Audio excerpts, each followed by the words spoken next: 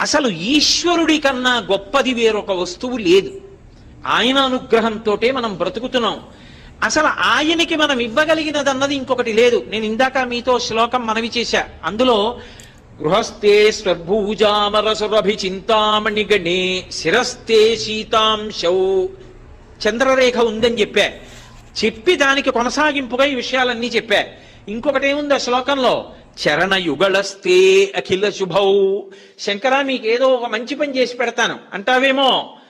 అసలు ఏ ఇంటికైనా లక్ష్మీ కమ్మి అంటారు. వీధిలో ఉన్నటువంటి సింహద్వారానికి పైనున్న కమ్మికి లక్ష్మీ కమ్మి అని పేరు. తోరణం దానికే కడతారు. లక్ష్మీ కమ్మికి తోరణం కట్టారు అంటే ఇంట్లో శుభకార్యం జరుగుతోందని గుర్తు. ఎక్కడైనా శుభకార్యం జరగాలి అంటే దానికి అనుగ్రహం ఎక్కడి నుంచి వస్తుందంటే శివుడి పాదముల నుంచి వస్తుంది. ఆయన అనుగ్రహించి ఇలా అన్నాడు అనుకోండి, మా ఇంటికి తోరణం కడతారు.